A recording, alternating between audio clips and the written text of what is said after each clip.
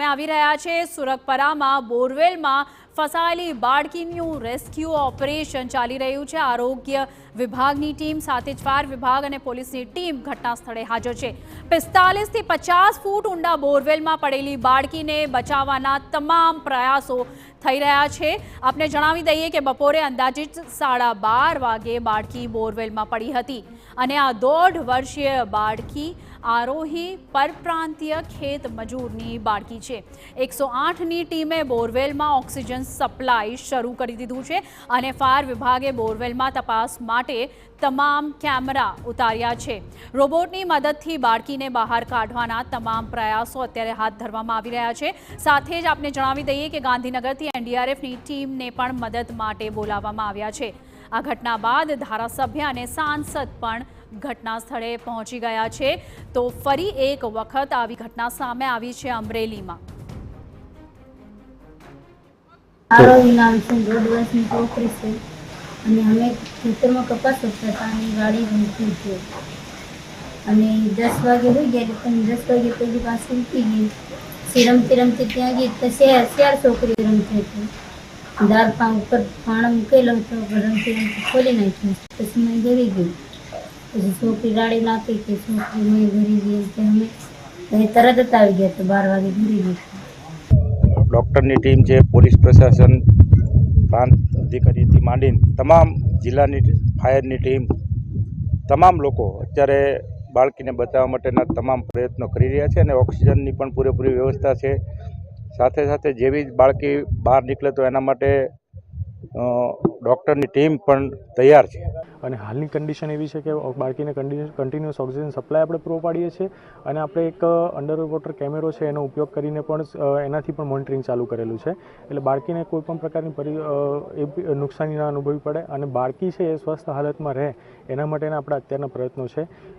એના માટે બીજી વસ્તુ કે રોબોટિક આર્મ વડે અને એનડીઆરએફની ટીમ પણ અહીંયા આગળ આવે છે। રોબોટિક આર્મ વડે આપણે સૌથી પ્રયત્ન કરીશું કે રોબોટિક આર્મ છે એ 100 ફૂટ અંદર જઈ શકે છે। અનેક દુર્ઘટના બાદ પણ કેમ નથી જાગતું તંત્ર? અગાઉની ઘટનાથી કેમ નથી લેવાતા કોઈ પણ બોધપાઠ?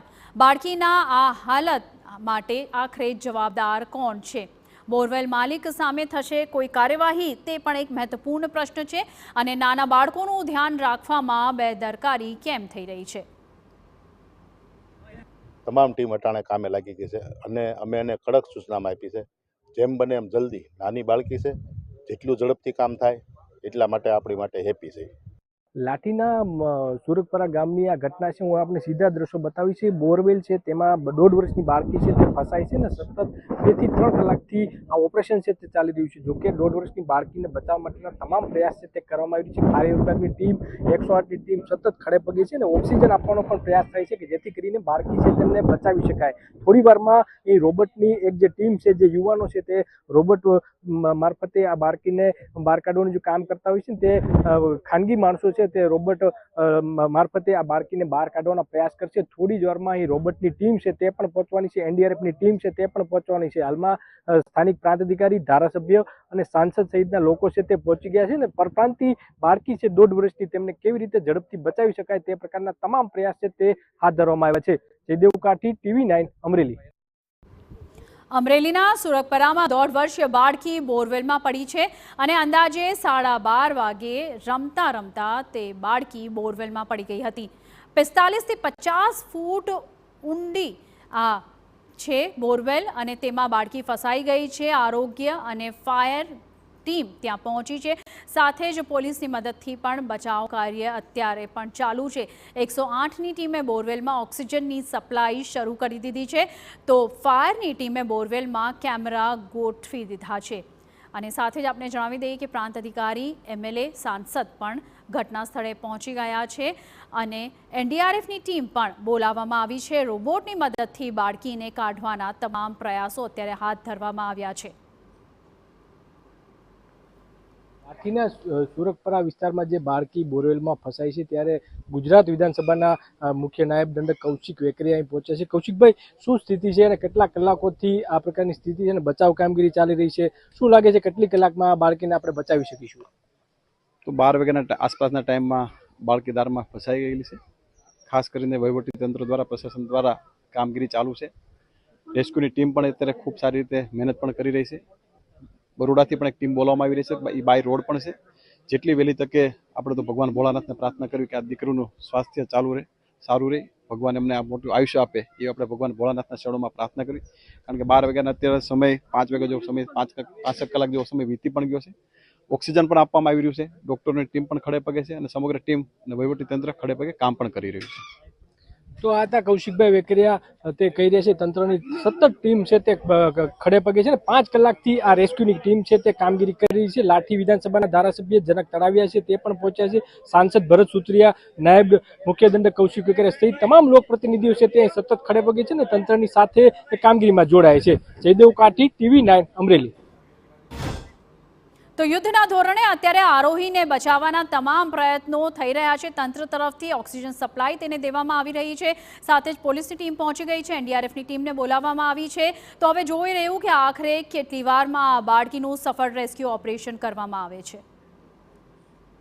બોરવેલની જે ઘટના છે ત્યાં જિલ્લા કલેક્ટર અજય દહિયા પહોંચ્યા. આપણે સીધી તેમની સાથે વાત કરીશું. સર, આખો ઘટનાક્રમ કેવી રીતે બન્યો છે ને બાળકને બચાવી કેવી રીતે શકાય ને કેટલો સમય આશરે લાગી શકાય?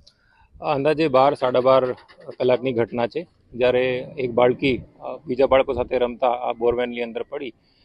એના અડધી કલાક પછી ફાયર અને ઇમરજન્સી ટીમને જાણ થઈ છે ને તરત જ અમારી ફાયરની ટીમ અહીં સ્થળ ઉપર પહોંચી. 108ની ટીમ પણ સ્થળ ઉપર પહોંચી. બાળકીને ઓક્સિજન આપવામાં આવ્યું. હાલ જે છે બાળકી અંદાજે 50 ફીટની ડેપ્થમાં છે અને એક ફાયરની જે ટીમ છે એ રોબોટિક આર્મના માધ્યમથી એને રેસ્ક્યુ કરવાનો પ્રયત્ન કરી રહ્યા છે. રોબોટિક આર્મ ઇન્સ્ટોલ થઈ તે આ ઓપરેશન ચાલુ કરવામાં આવશે. સર, આશરે કેટલો સમય લાગી શકે છે આ રેસ્ક્યુ ઓપરેશનમાં? અંદાજે 5 થી 6 કલાકથી આખો ઘટનાક્રમ લાગી રહ્યું છે. હવે શું અનુમાન છે કેટલા સમયમાં બચાવી શકાય અને બાળકી હાલમાં જીવિત છે કે કેમ અંદર? હાલ કેમેરા એમાં નીચે અમે ડાઉન કરવામાં આવ્યો હતો. મુવમેન્ટ જે છે કેમેરામાં ક્લિયર કેપ્ચર નથી થઈ, એના કારણે અમે રોબોટિક આર્મ જે છે એનાથી સીધે બહાર કાઢવાનો પ્રયત્ન કરી રહ્યા છે. કેમેરા બહાર કાઢી લીધેલ છે અને હવે રોબોટિક આર્મના માધ્યમથી રેસ્ક્યુ ચાલુ કરીશું.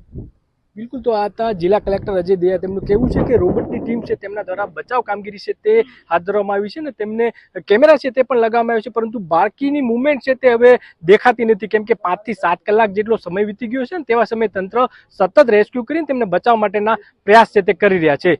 જયદેવ કાઠી, TV9 અમરેલી. તો સુપર 6